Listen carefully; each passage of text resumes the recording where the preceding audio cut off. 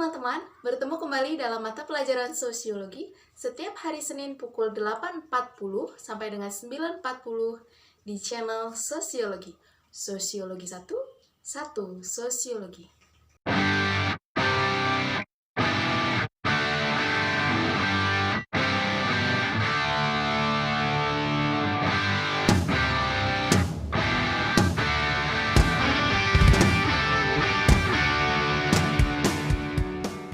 Oke teman-teman, minggu lalu kita sudah belajar mengenai bentuk-bentuk kelompok sosial. Ada yang dilihat dari besaran jumlah, yaitu menurut George Simmel ya, ada monad, diad, dan triad, dan seterusnya. Lalu menurut derajat interaksinya, ada kelompok primer dan ada kelompok sekunder. Kelompok primer berarti kelompok yang ikatannya itu sangat dekat gitu, lebih dekat gitu secara batin gitu. Sedangkan kalau kelompok sekunder itu ikatannya tidak terlalu dekat seperti kelompok primer dan cenderung interaksinya juga bisa berubah, tidak terus menerus dilakukan seperti kelompok primer. Oke, hari ini menindaklanjuti materi minggu lalu, kita akan belajar mengenai sifat atau karakteristik khusus dari kelompok sosial. Di sini kalian akan mengenal istilah partikularisme dan eksklusivisme. Ada yang sudah pernah dengar?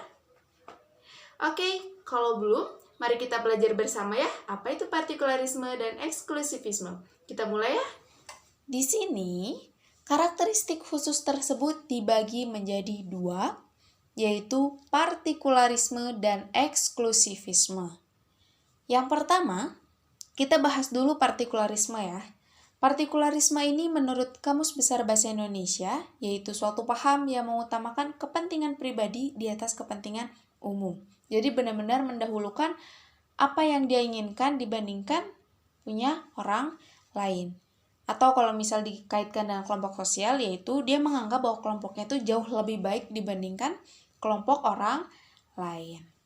Nah, di sini ada salah satu tokoh sosiologi, yaitu Bapak Craig Storti, di mana beliau mengatakan bahwa partikularisme ini berkaitan dengan bagaimana seseorang berperilaku dalam situasi tertentu. Dan perlu kalian sadari bahwa ternyata setiap orang tuh terkadang suka berdramaturgi. Apa itu dramaturgi? Jadi semacam tindakan yang beda gitu. Kayak ketika kalian di publik dengan ketika kalian sendirian di kamar itu memiliki cenderung menampilkan perilaku yang berbeda. Ketika di publik kalian akan cenderung kayak berperilaku sesuai dengan nilai, norma, sopan, santun gitu. Ini pantas nggak ya gitu. Terus kira-kira orang tersinggung nggak ya ketika saya seperti ini. Terus malu-maluin nggak dan sebagainya. Jadi mempertimbangkan. Jadi penuh dengan kepura-puraan dan disengaja atau mungkin istilah kerennya adalah jaga image banget gitu. Kalau misal di depan umum. Beda ketika kalian di kamar sendirian gitu, mau nangis ya mangga gitu, mau sedih, mau teriak ya terserah, nggak akan ada yang mencemooh atau tidak akan ada yang marah-marah. Itu istilah tadi berdramaturgi. Dan menurut Craig Storti gitu ya, orang-orang yang memiliki paham partikularisme atau tadi yang suka mendahulukan kepentingan pribadi, dia adalah orang-orang yang akan memperlakukan teman, keluarga, pacar, sahabat, atau mungkin orang-orang terdekat mereka itu sebaik mungkin yang bisa mereka lakukan dengan mengabaikan kepentingan orang lain. Jadi benar-benar ya dispesialkan gitu keluarga atau orang-orang dekatnya. Dan biasanya orang-orang yang memiliki paham partikularisme ini akan bersikap pilih-pilih gitu dalam memperlakukan orang lain. Jadi ada yang dispesialkan, ada yang enggak dispesialkan. Atau istilah kerennya itu adalah mereka memiliki sikap yang subjektif. Apa itu sikap subjektif? Yaitu sikap yang cenderung menilai segala sesuatunya itu berdasarkan penilaiannya pribadi gitu, penilaiannya sendiri, bukan berdasarkan data atau berdasarkan fakta.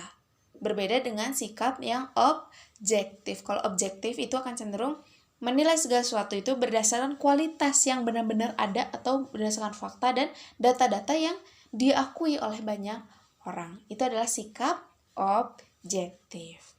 Nah, contohnya apa nih sikap-sikap partikularisme? Ada yang bisa mencontohkan? Oke, Ibu contohkan dulu ya.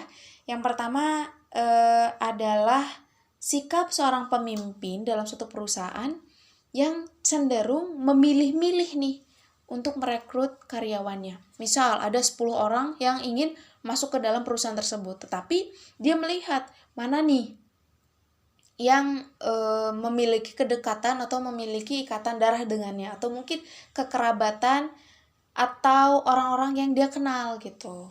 Karena ya tadi ingin mensejahterakan kelompok sosialnya atau orang-orang yang dia kenal dulu. Makanya cenderung mengambil karyawannya itu dari orang-orang yang dia kenal dibandingkan orang-orang yang sebenarnya memang punya kualitas yang bagus gitu, tapi ya tadi karena nggak punya ikatan kekeluargaan atau tidak memiliki ikatan kekerabatan, akhirnya ya tidak diterima menjadi anggota dalam perusahaan tersebut. Itu contoh dari sikap partikularisme. Nah, kalau misal kalian cermati gitu ya, sikap tersebut ternyata gitu ya memiliki dampak tersendiri nih bagi masyarakat. Yang pertama ada dampak positif dan ada dampak negatif.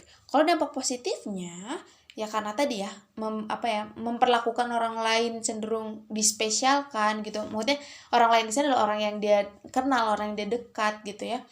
Akan mempererat hubungan kekeluargaan. Jadi benar-benar lebih lebih intens, lebih erat lagi lah hubungannya gitu karena tadi dispesialkan kan. Terus kalau misal negatifnya, dampak negatifnya adalah kecemburuan sosial yang berujung pada konflik. So, hati-hati ya yang sudah merasa bahwa saya memiliki nih sikap partikularisme, jangan terlalu berlebihan lah karena hal yang suatu yang berlebihan itu tidak baik dan akan menimbulkan kekacauan tersendiri gitu akhirnya nanti. Oke, itu tadi partikularisme. Dan yang selanjutnya adalah eksklusivisme. Apa itu eksklusivisme? Kalau eksklusivisme itu berdasarkan Kamus Besar Bahasa Indonesia adalah suatu paham yang mempunyai kecenderungan untuk memisahkan diri dari masyarakat. Jadi nggak mau berbaur dengan kelompok sosial lainnya. Otomatis sikap tersebut bisa memunculkan dampak positif ataupun dampak negatifnya tersendiri. Dampak positifnya, orang-orang atau kelompok sosial yang memahami atau menganut eksklusivisme ini, mereka akan dapat mempertahankan kebudayaan yang mereka pahami selama ini atau eksis sampai sekarang. Jadi ya karena tadi ya menjauh dari orang lain, otomatis kebudayaan yang dianutnya pun masih murni, yaitu kebudayaan yang mereka pahami dari nenek moyang sampai sekarang. Terus dampak negatifnya apa? Yang pertama, masyarakat akan sulit melakukan perubahan ke arah maju. Misalnya, karena terbiasa dengan teknologi tradisional dan mereka tertutup akan sebuah perubahan, otomatis mereka nggak bisa nih merasakan kemajuan teknologi yang ada di luar sana. Misal, ketika mereka terbiasa berjalan kaki, kemana-mana berjalan kaki gitu, otomatis mereka nggak akan bisa menikmati bagaimana cepatnya menggunakan kendaraan.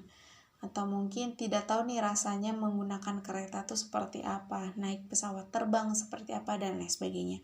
Itu yang pertama. Yang kedua adalah orang-orang yang menganut paham eksklusivisme ini biasanya memiliki kecenderungan untuk tertinggal informasi yang paling update. Jadi karena tadi antisosial atau mungkin kurang sosialisasinya dengan orang luar, bisa menghambat mereka untuk mendapatkan informasi yang terbaru. Itu dampak negatif dari eksklusivisme. Jadi bisa diambil kesimpulan gini, kalau partikularisme adalah sikap yang menganggap bahwa kelompoknya jauh lebih baik dan lebih mengutamakan kelompoknya dibandingkan kelompok orang lain atau dibandingkan kepentingan orang lain. Sedangkan kalau eksklusivisme adalah sikap yang memisahkan diri dari masyarakat atau kelompok sosial di sekitarnya. Gitu ya, bisa dipahami ya perbedaan antara partikularisme dan eksklusivisme. Gitu ya, semoga apa yang Ibu jelaskan bisa dimengerti. Kalau misalnya ada yang mau ditanyakan, silakan ditanyakan.